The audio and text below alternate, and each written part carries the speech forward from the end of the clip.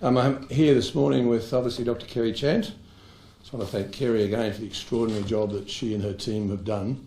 And I'm also here with Jenny Musto, who, where is she? Jenny Musto, who will also address us. She is the leader of our COVID detective team, who have just done incredible work yet again to do what we need here in New South Wales to link in, to triangulate on the cases that allow us to manage the cases more broadly throughout New South Wales. First of all, just updating you in regard to the current cases. Just remind you that up until the last couple of days, we'd basically had almost no cases, pretty well no transmission cases in New South Wales for the last month or so. So we had got into a regular pattern of announcing to 8 p.m. each night, but announcing it the following morning so that people could just keep a clear idea of how many cases we had. We've had to change that a little bit because when new cases have come up, if they've been somewhere, we needed to make that immediately available to the public because it also allowed us to say to members of the public, if you were here at this venue, contact us, come and get tested so we can do our tracing. So it is a little bit different from normal. But so just reminding you, to 8 p.m. last night, we had 13 new cases, and 3 of those were return travellers. 10 of them were related, though, to the Crossroads Hotel issue. Of those 10 cases that have direct connection to the Crossroads Hotel, 6 actually attended the venue. 2 are close contacts of people who attended the Crossroads Hotel. 2 acquired infection at the Planet Fitness Gym, which is very closely associated with the Crossroads Hotel. And of course, we had previously announced 1 person there who had been identified from the gym as well. I want to thank the community. We have an amazing community in New South Wales. We are, as we've talked about, at various stages we've described this as being a bit like a war, although I think we'd all settled down into a more of a peacetime approach in the last month or so because we were doing so well here in New South Wales. But when the war front comes, when the wartime comes back to us, it has a bit in the last few days, our community steps up. They are frontline troops, front and centre. So we got 3,297 people, that's extraordinary, putting themselves forward just in the last day or so to be tested in our southwestern clinics. And that is amazing. So thank you to each and every one of those people, because without them coming forward, there is no way the team, of which Jenny Musto is such a critical part, could do the work they need to do to triangulate or link in on who are the carriers who have actually got the virus and who may infect other people.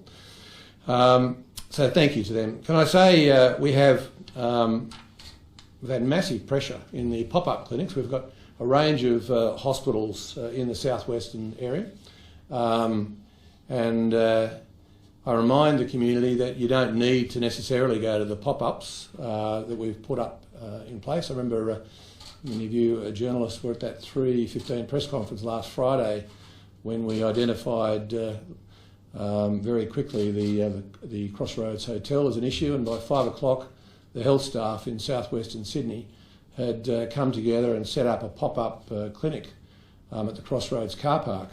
And they've since expanded that, and they've now got another one at Picton. But I just want to thank them because the staff have been run off their feet. The preparedness of the community to come forward when we called on them has also meant that we've had to really call on our staff, and the health staff have just been incredible. Many working much longer hours than any human being should actually be working. So I want to thank them for doing that. So I want to just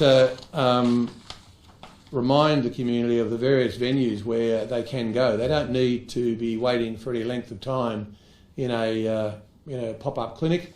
If they happen to be particularly popular, and they are, well, you can make a decision to pop off somewhere else, pop into one of the other facilities. And I just remind the community that we have clinics available, COVID clinics available at Liverpool Hospital, and that's right near the ED there, the emergency department. We have a pop-up clinic at the Crossroads, obviously, we've talked about that. We have another one now at the Ash Road Sporting Complex at Preston's. Campbelltown Hospital, you can go to Campbelltown Hospital. Wallandilly, there's a pop-up facility there, and that's at Victoria Park, 196 Menangle Road, Picton. Camden, we have a pop-up walk-in at the Camden Hospital. That's at 61 Menangle Road, Menangle. We have another facility at the Narellan Community Health Centre, 20 Queen Street, Narellan. That's also a pop-up there in Camden. We have obviously our facility that's been there for some months at Bankstown, Canterbury Bankstown area, but the Bankstown Hospital. We have another one at Fairfield Hospital and at Wingecarribee Hospital, Wingecarribee area at the hospital there at Barrow District Hospital. And tomorrow we'll have another one, yet another one. Another one will be popping up, a walk-in one at Mossvale Showground. So starting tomorrow morning at 8:30. So I just really want to emphasise to the community that you don't have to wait in long queues, just pick another spot. And there are some of them that are a lot quieter, and that makes good sense. Dr. Chant in a moment will give a list of the various businesses. I say to the community, if you've been in any of these businesses where we've had somebody who's been into the business, and your risk factor may be low, but it's still, we have to work on the basis that no matter how low the risk is, New South Wales, our health team wants to make sure that we do everything possible to track down, to do the detective work on who may have been in contact, reminding the community that this virus can linger on hard surfaces. It can linger in the air as an aerosol if somebody's walked through and you happen to walk through it. So it's a good idea, a very good idea, just to listen to the advice from New South Wales Health, and to, if you have been in any of these locations, then no matter how small the risk is, to go and have a test. And Dr. Chant will highlight that in a moment. I can't tell you how proud I am to be the Health Minister of the New South Wales Health System, working with the staff in health. Doesn't matter what aspect, it's everybody from the cleaners to the security staff to the nurses to the doctors to the epidemiologists, but the ones who are really taking us through this journey to try and track down and do the detective work are our tracing team. In a moment we'll listen to Dr. Chant updating us on some of the public health issues, but then I'd like to invite Jenny Mustoe. Jenny is quite an incredible person, but she reflects the quality and dedication of the people who are doing the job here in New South Wales. And I just think after 5.5, 6 months, the community probably wondered how we got to the point where New South Wales effectively had no transmission, and why we're hoping to move to a position where we can reduce transmission. I want to say to the whole community though, don't get an expectation that it will always be zero, because we think this virus will continue to transmit lowly and through the community, and from time to time we can fully expect, this is a world pandemic, it's a 1 in 100 year event, so you can expect that we will have transmission from time to time, and that's just the way it is. We've got to accept that this is the new world order. But we have the very, very best of staff here who can do the work to try and keep us safe. Jenny is amazing.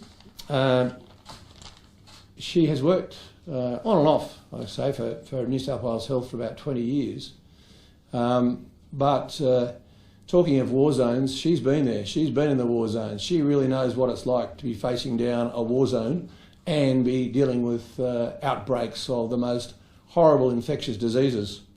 Just in the last few years, she has been in the last 2 years, let's pick those, she's been in Bangladesh and Yemen, working there to try and address in war-torn areas some of the similar viral challenges, although she said to me this is a 1 in 100 year event, so it has particular different issues they need to deal with. But her training of having been working in those areas, to have a war zone detective leading such a fantastic group of people, I think is just wonderful for the people of New South Wales.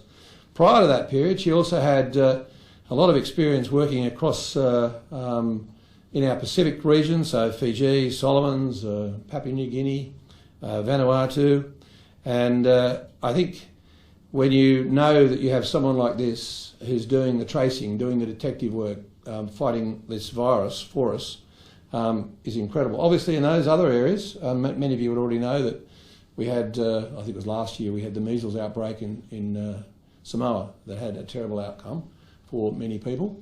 But we have cholera, you have dengue fever. There's a whole range of things that she has been involved in, and you might like to just hear her experience and how they came to use the experience that she had from those war zones to effectively our war zone here. Although I have to say at the moment that our war zone is far less than what she has had to cope with in places that I've mentioned, and others like Laos and so on. So I'll ask Dr. Chant to say a few words, and then we'll ask Jenny, and then we'll take questions on any of the issues that you might have. Thank you, Dr. Chant. Thank you, Minister. So I'm sorry the numbers become a little bit confusing because we've moved away from our 24-hour reporting period. So just the ones that of most significance is that the 10 cases reported today are associated with the Crossroads Hotel, and of these, 6 attended the venue and 2 are close contacts, and 2 acquired their infection at the gym attended by one of the cases who acquired the infection at the Crossroads. So they are a 31-year-old male who attended the Crossroads Hotel on the 3rd of the 7th, a 42-year-old female who attended the Crossroads Hotel on the 3rd of the 7th, a 27-year-old female who attended the Crossroads Hotel on the 3rd of the 7th, a 14-year-old female who is a close contact of the Crossroads Hotel staff case, a 27-year-old male who attended the Planet Fitness Gym in Casula, a 24-year-old male who attended the Planet Fitness Gym at Casula, a 53-year-old male who attended the Crossroads Hotel on the 3rd of the 7th, a 22-year-old tertiary case from the Crossroads Hotel, so that's a contact of our case, and a 33-year-old female who is a close contact of the Nepean Blue Mountains case previously reported, who attended the Crossroads Hotel on the 3rd of the 7th, and a 17-year-old male who is a tertiary case from the Crossroads Hotel. Since 8 p.m. last night, we have identified 1 additional case reported, and that's linked to the hotel cluster, bringing the total number associated with the cluster to 34. And that's a male in his 20s who is a close contact of one of the confirmed cases. And I think this highlights the rapidity in which COVID can spread and the importance of us identifying these cases very rapidly, ensuring that contacts are in isolation. If cases are isolating and they develop the disease and they've been in isolation for the 48 hours before symptom onset, then in essence we've broken those chains of transmission. So I'd like to now go through some of the advice about who we're asking to isolate, but I just really want people to adhere to this advice, and the fact that I've listed all of these cases highlights the importance of people taking those actions in order to prevent further transmission.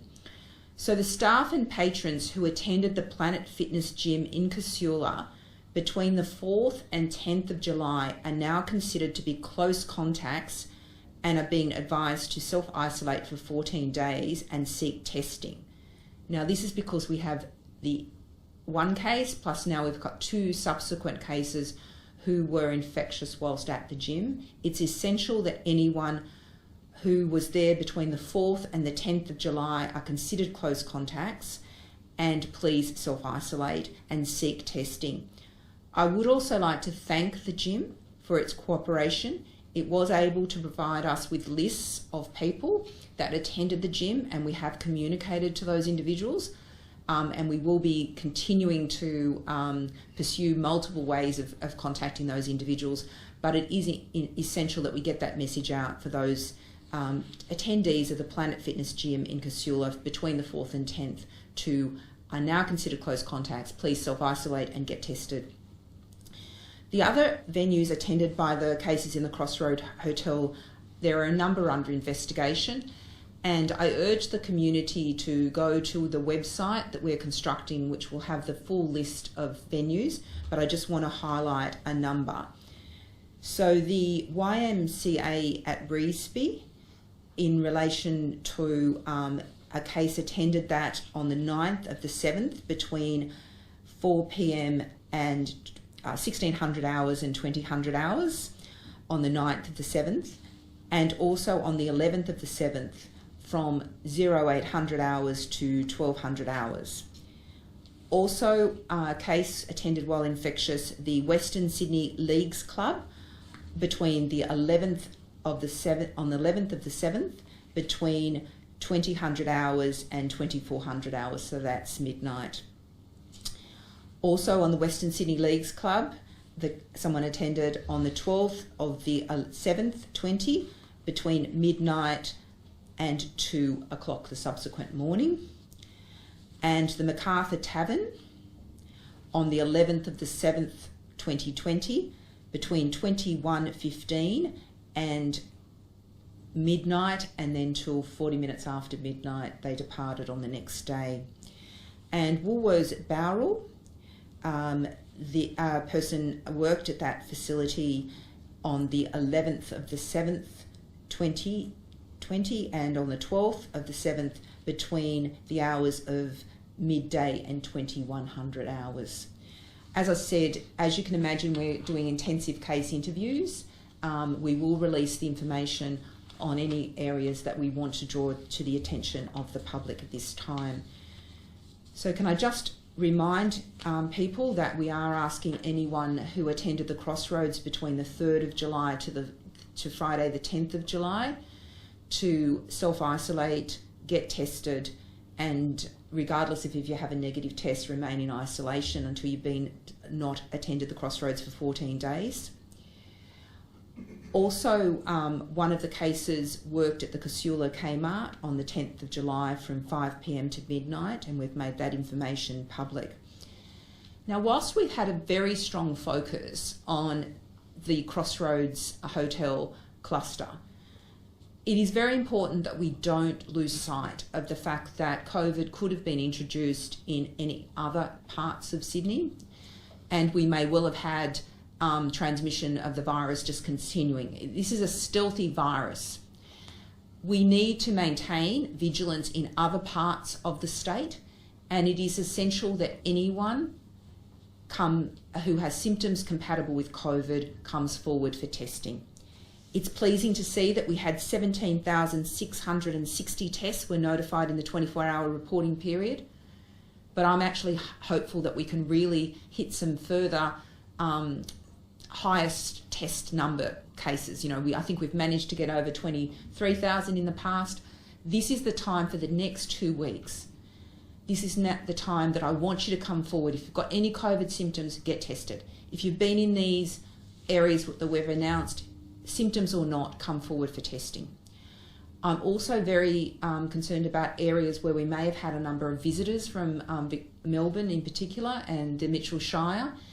And so particularly the coastal suburbs and our border communities, we need to have high rates of testing so that we can prevent if there's been any seeding, that we can mop it up and block those chains of transmission. And I think the Crossroads highlights that we are not going to gain control of this if we don't have the community on board. And can I just again echo the Minister's appreciation for the magnificent community of southwestern Sydney who have heeded our warnings, come forward for testing, and you can see how those actions of those individuals have truly prevented very more chains of transmission. We're also going to be requesting that people in this general area, we need about 2 weeks to really understand that we've mopped everything up. So the best case scenario will be we've blocked all these chains of transmission, we can have a period of time with high testing rates and be confident that we've stopped it. Okay, that is the ideal. But in this period, we need to be increasingly vigilant. So even if you haven't been at these places in that area, please come forward for testing, because that gives us assurance that we haven't missed any inadvertent transmission. It also means that we're asking residents that live in these areas to be particularly careful about visiting aged care facilities, disability services, any institutions and hospitals. So non-essential visits, just don't go to those facilities, just till we get assurance that we're not missing any chains of transmission, because we know how critical it is if COVID-19 gets introduced into aged care facilities and other vulnerable institutions. I'd now like to hand over to Jenny Mustoe to give a bit of a story about how the Crossroads cluster was identified. But I'd also like to call out the cases. We couldn't have got this detected if there wasn't the person in the Blue Mountains who actually came forward for testing. So very much a call out, and they're the heroes. They're actually the heroes, as well as our other heroes here. But also a very astute clinician, an amazing clinician, a junior clinician at Liverpool, who a patient came in with unexplained fever and got tested. And those two actions by that individual and that registrar enabled us to put the puzzle together with the good work of the detectives. And I'll now hand over to Jenny to actually describe how that event occurred. Maybe you could just give a little bit of background as to the people who are working here too and through the public health teams, and then do that. Sure. Okay. Good morning. So just to describe how the Public Health Network works so you can understand what the scene looks like. And so we have a number of public health units around the state who are responsible for managing their own cases for a number of different diseases. COVID is one of them. And then we have a central team which has been leading the COVID response for the state, and of that I'm the manager of the operations team. And so each of the people in the public health units manage their own cases. They interview their cases in very detailed ways and try and find what their close contacts are, who other people, what other people might have been exposed, and where these people might have been exposed. And then what we do routinely is look back in time by 14 days to try and work out how these people were exposed, how they got infected. And because we've been so good at suppressing transmission in New South Wales, we can do this really thoroughly because we've had so few cases. So of those 14 days, what happened was one person from one public health unit, the Liverpool Public Health Unit, was interviewed very thoroughly. At the same time, the person from the Nepean area was interviewed very thoroughly, and that information came into us here in the Ministry of Health. And he had reported he'd been to the Crossroad hotels, so we went back and asked the other woman in Liverpool if she had been to Crossroads, and they had, and that was it. The link was made. It's not that difficult, it just takes a lot of time. And so from there, we've uncovered an additional 32 cases linked to the Crossroad hotels. And from there, we've actually learnt that the most likely link, supported by epidemiology, is that a man from Melbourne came into a workplace in Sydney, and then there was some transmission within that workplace, and then they all went to a party that night of the 3rd of July at the Crossroads Hotel. So this is where it all began. Okay. Thank you very much. So does anybody have any questions? You want to say anything else? You need to think about it. No, I don't want just talk to us They'll ask you more questions, about Jenny. Sure. That patient zero, I guess. So it's the patient zero that we think that is the person that's come from Melbourne is not the Blue Mountains man. No, that's right. A colleague of the Blue Mountains man. No, not even that. They just happened to be at the Crossroads Hotel on the 3rd of July. And so we've made these links with extensive interviews over multiple public health units. And the story, as we get more information, tends to change a little bit. So the man from Melbourne didn't think he was particularly unwell, didn't think he was sick with COVID. He travelled on the 30th of June. He's been in New South Wales for a while. And it wasn't until we interviewed him and his colleagues with more detail that we made the link that they were all at the Crossroads on the 3rd of July. He's in the freight industry, then? He is in the freight industry, as reported in the media, yes. Yeah, a truckie or...? No, he's not a truckie. And he'd been at a workplace, and so his colleagues are among the group that have been infected? That's correct. There are people in his colleagues who also then went to the party on the 3rd of July. Where is those colleagues? Off the top of my head, I think it's about 6, but I would have to check. And are we counting those in the Crossroads cluster? That's correct. Yes, that's correct. They're all linked in the Crossroads cluster. They're not hidden cases anywhere else. They're all reported as Crossroads. And so where is that workplace? What is it? We haven't actually announced that, and we won't be at this point. We'll consider that. Okay. There's more work to be done on that. There's no risk at that workplace. What about those people? Where else have those people gone? Have we been told where they? Yeah, so this is exactly what happens. So we interview all of the cases very thoroughly, and then we do the contact tracing, which I'm sure everybody's heard of by now. There's been a bit of attention on contact tracing, and all of those people are contacted, asked to self-isolate for the relevant 14-day period and get tested if they develop any symptoms. So as far as we know, this outbreak is were known to us, and we've identified all links at this point in time. But we'll get new cases and we'll have to identify further links with them and further contacts and get them all to go into isolation as well. And with the genomic testing, so you've got those results back now, is that linked, that Melbourne man carried the virus from Victoria, and what cluster is that connected to? So the whole genome sequencing, which we've been doing in New South Wales since the beginning of COVID, and now it's routine, we managed to link 2 earlier cases from Albury, one with a travel history to Melbourne, and the fellow from Katoomba with the man who has travelled from Melbourne, and they all are identical, and they match the publicly available Victorian sequences that are available on websites that our scientists have worked through. And can I just clarify, there's not, just so there's no confusion there, there was individual, just to clarify Jenny's statement, just to clarify that the cases, so we had, remember the Albury cases that we'd indicated, so that's routine, we're genome sequencing it, and clearly we'd also indicated that one of those people as part of that cluster, Albury, had travelled down to a hotspot in Melbourne, and so the genomics just confirms that, because obviously I've mentioned to you we've got to keep an open mind. Even though we might have that as a hypothesis, it's important that we collect additional information, and that's why the genome sequencing on that person indicates that it's a Melbourne strain. We are then also looking at the person who came up directly from Melbourne, who was staying in I think the Sutherland area. That's the other case. So we don't think those ones are linked. It's just that the genome sequencing has been done on those cases. All we have at the moment is one case, who is the gentleman at the Blue Mountains, whose sequence does match the publicly available reported sequences from Melbourne. But our genome sequencing staff are working as we speak now, and we believe we'll probably get some additional data today.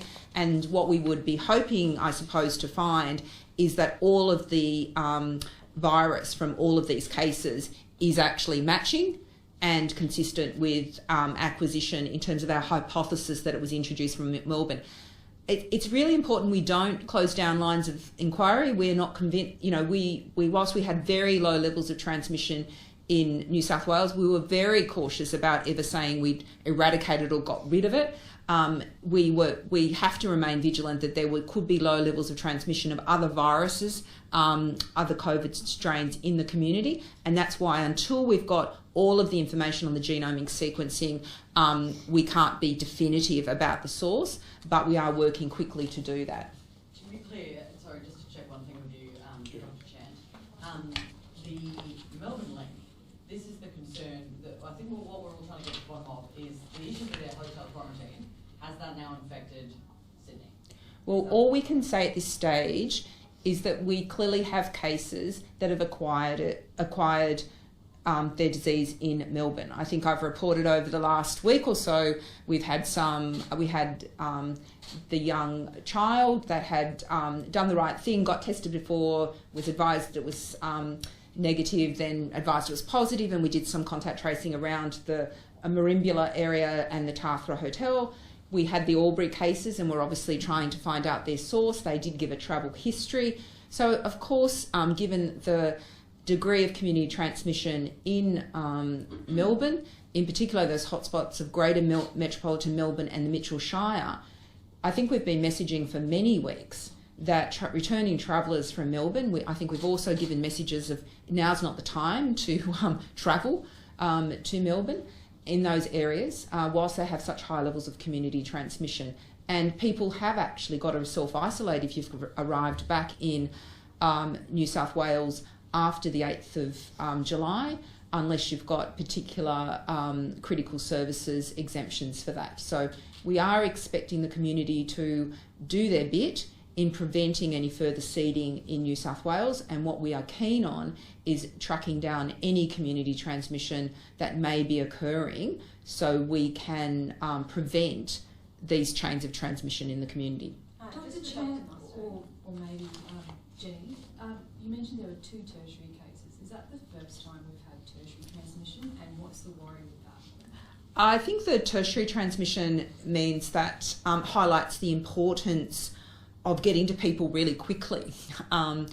So what we've seen is we've actually seen some quite short periods. The incubation period for the disease, I think we've all been through this is like 1 to 14 days. And I think what's been interesting is we've seen some acquisition which has been very short. So people have developed the symptoms more towards the 1 day period than the 14. And so it's essential that it gives you very little time for the contact tracers, because you've got to get your case diagnosed and then you've got to lock down those contacts. And so I think it just highlights the speed. So my message to you in the community would be, if you've got a sore throat today, don't wait for 2 days to get it diagnosed. Work with us, go get tested day one, because every day you can give us allows us to stop that spread. I don't know, Jen, if you want to reflect on that sort of sense of urgency. No, that's exactly right. So we have had multiple trains of transmission before, but this does seem to be moving very quickly. So just to emphasise, slightest bit ill, please get tested. And thanks again to everyone who does get tested and who becomes cases and shares all their information with us. It's the only way we can actually do this. Can I say something to you? Yeah. Can I just say, the question that you asked, Ursula, I want to stress something here. Our focus here in New South Wales is not to lay blame. Our focus is to make sure that our community is kept safe. It's a public health issue. We need to understand where the transmission has come from in order to understand where it might go and to break the chain of transmission. I don't think it's appropriate to lay blame anywhere on any particular issue coming out of Victoria. As the Health Minister here, I'm very conscious of the fact that there but for the grace of God goes everybody here in Australia. This virus could win a gold medal at the Olympics at the speed at which it moves, and that makes it particularly dangerous. So let's not throw stones at other people. Let's work with our Victorian colleagues and let's support Victoria, and that's what New South Wales Health is doing. It's what the New South Wales Government is doing, and I as Health Minister will certainly not engage or entertain any idea of actually laying blame anywhere else. Minister, you mentioned Sorry, Ursula first, because I was just answering, then I'll do yours. Yep, sir. Why not lock New South Wales down? The advice from New South Wales Health is to do exactly what we do. We've always worked on the basis of the advice from New South Wales Health, and I think that's proved to be a very successful formula. And you've just heard the type of professional qualifications, Jenny and her team from Yemen, Bangladesh, war there to war here with our COVID virus. I'll continue to take her advice, and that will be it. Sorry. Minister, you mentioned the dangers of aerosols, people going in shops and mingling. Is now the time to tell people you should wear masks? The advice from our public health unit is that if you're in an area where you can't maintain social distancing, then it doesn't hurt to have a mask. So it's probably there are a variety of views on this, as everything in science and health has its joys of being scientists. But I would say that if you can't maintain social distancing and you're in a tight-knit community area, wear a mask. Hang on, I might be being qualified or... No, that's this is fine. Go, Dr. Chant. No, that's correct. But I think it's a really important point, because let's just go through, and I think sometimes some of the debates can be distractions for the community. The 4 key messages for the community. Don't go out and about if you've got any COVID symptoms. Look, before COVID, we would have all gone out and about, I think, with a bit of a sniffly nose or a bit of a scratchy throat and waited for the next day just to see if we got better or worse. Now's not the time. Now's the time to don't go out and about, don't go on public transport, don't go to work. Your action should be stay at home, keep yourself isolated and get a test. So that's the first step. The second step is hand hygiene and social distancing. And the fourth is when you can't do social distancing, wear a mask. It's the fourth line of defence, but a focus on that in isolation from some of the other issues is not good. So we need the community to adopt all the suite of practices if we're going to get through this. And I can't stress enough, I really need the community over these next couple of weeks to just go and get a test. And please, the testing it's very short-lived, even though you may have shared stories about it being a little tickly or a bit more than tickly. Minister, it is. I've had it, so. It is imperative that you play your part, because some of these individuals came forward and their symptoms were incredibly mild, and I think that is one of the characteristics of this virus, that make it incredibly difficult and challenging. Dr. Chant, while you're giving us instructions on this sort of helpful community notices, if for businesses that have those cases, visit them and they close down, some of them close down instantly, some of them wait, is there any protocols you can offer in terms of what people should do, what businesses should do, locations should do when they are visited by a COVID positive patient? Should they shut down, deep cleaning? Who pays for it? What do they need to, what process should they go through? There's actually quite a lot of detailed information about the cleaning processes for each of the businesses, and many of the big business chains have fairly robust COVID response plans in place, and also Safe Work has a lot of information around those businesses. Now, generally, there will be some interaction with public health, and look, I've got to apologise to any businesses where there's been any lapses in communication. Things were working very quickly, and our priority has to be getting those public health messages. So I'm going to ask for forgiveness rather than permission, rather than forgiveness, or whatever, however that saying goes. But I do want to acknowledge the cooperation of business and how essential that is.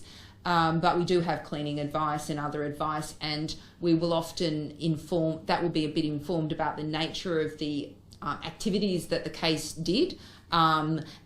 In terms of assessing case by case. You've seen in schools, we generally have a day of deep cleaning, and the gym obviously was cleaned, and a number of the other facilities have often cleaned. But it depends on what the person did in the facility, so it's on a case by case basis. Dr. What information has New South Wales Health provided to the federal government about the number of cases that the COVID app has helped to detect? The federal health minister was saying that he's collecting around 200 cases. What cases have been detected by the COVID app here in New South Wales that you? So we ask routinely about whether our cases have got the COVID app, and we're actually conducting an evaluation of the COVID app to learn how it can be best integrated and best used. And we do provide that data to the Commonwealth. I mean, we are all in it together, and the COVID app is one of the tools, but I think what Jenny has also indicated is it's the patients of those community members who give us incredibly detailed conversations, and it's not just often one. It may be a series of initial interview which might go for an hour, and it might be a series of further follow-up. And I think the community cooperation in giving us that accurate information is so essential for our work. So I'd just like to acknowledge that regardless of the COVID app, we'll incorporate that in and use it, but we want to also acknowledge the fantastic efforts. I remember trying to find out actually one of these original cases, and the public health unit had given the diagnosis, locked down the family and thing, and I'm going, when will we find out some information? And they said, the gentleman's just having a cup of tea, and then the public health unit will give them a ring back in 10 minutes and get it down. Because you can imagine, out of the blue, someone's telling you you've got COVID, you've got to lock your family.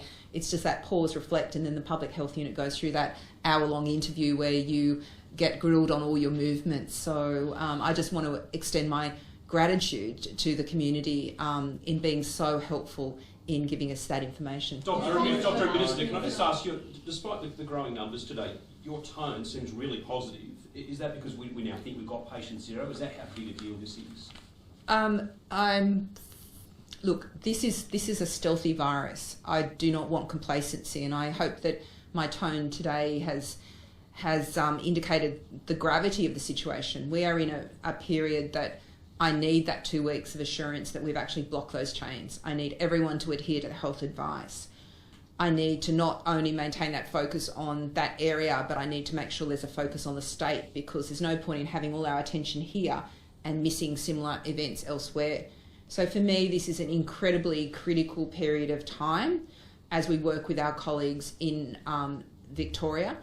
And I think it's essential that we, if anything, we just reinvigorate and don't lose that we became a little bit complacent. And if I can ask anything, can the community just give us another couple of weeks about really being attentive, that social distancing, hand hygiene. Also, some of the areas that we know have caused issues in disease transmission in international and other settings. We often think about our social network of friends as sort of safe, and the behaviours we adopt with them are different from what we might do in the community. So we might see, travelling on public transport or walking down the street as the most risky thing we do. COVID's not like that. The riskiest thing we do is party with our group of friends, because that's when we're not socially distancing. And so we do need to get the community to recognise that, and don't go to any events if you're unwell. And at this period of time, can I just ask the community to just reflect on those messages and maybe limit your social gatherings, particularly if you're in that area of community transmission. So let's just work together. But I'm far from relaxed. This is a critical period for us. And I need the cooperation of the community for the 2 weeks. But I'm blown away, and I suppose my degree of optimism is, having 3,279 people in southwestern Sydney going to the public labs yesterday, and that doesn't reflect how many people went to their GPs for testing. Just is inspirational. Do we know how many people were at that party? The one that started the Casula cluster? At the time, people could only go to the hotel in groups of 20, but I think the point we're trying to make is that there may well have been not just one person who was infectious at that time. There might have been between 1 and 3 people. But again, we need the media to not sort of have the blame game. I mean, yes, we've got to get the messages and we've got to get compliance, but at the moment, the last thing we want is people to come forward and get diagnosed and testing. And so when we act in the way we are acting, we do need to understand the public health objectives is basically to block transmission, and that will be our fundamental. We will share all of the information relevant to informing public health risks, but we've got to balance that, because we know if we get that balance wrong, we will end up with a worse outcome. So thank you. Jen, you spell your name? Jennie, Musto, M-U-S-T-O. Thanks so much. Thanks very much. If you can actually also make sure the community remember that complacency is the killer, and no matter what goes on now, complacency, if it is the overriding force here in New South Wales, we are still in deep trouble. Complacency, no. Hand hygiene, stay home if you're sick, and just take all those public health measures that we've talked about for months. It was working, and hopefully it will work to the same advantage that we got before once we managed to get this all under management. But we still, I worry. I am really worried. We are still effectively in a war zone. As has been said, this is one stealthy virus that's a gold medal winner when it moves quickly. It'll win any race against us. We need to get on top of it. So just please don't be complacent. Thank you very much to everyone, and thanks again for your time today. Appreciate it again. Thank you.